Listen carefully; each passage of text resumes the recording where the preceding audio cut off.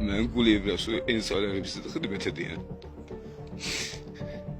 Mənə haqsızlıq olundu. Bu bağlı prokurorun üstüne deyilən mənə boynuma kimi güzbana çıxmışım. 4 dəfə düşüb üstümə.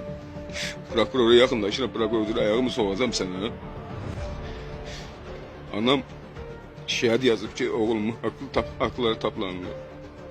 Prezident aparatı yazıb, baş prokurora yazıb.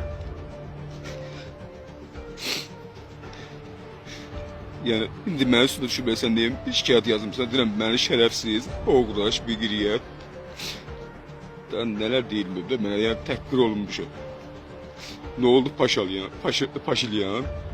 Deyirəm, mən düşmən deyiləm də, mən desələr ki, mən aprel döyüşləri, böyük vətən müharibəsi döyüşlərində ikisini iştirak eləmişəm.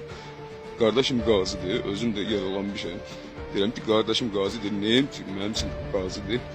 Mənim üçün döyüşmür ki, özünün döyüşü. Mənə maraqlıdır, yenə qazilərimizi təhqir olunur, formanı təhqir olunur. Adətə olan qurumlar, Allah hamd olsun, həyatım təhlükədədir mənim. Yəni, özümə qəsd eləmək istəyirəm belə. O belə bir verəcək deyim ki, özümə belə qəsd eləmək istəyirəm.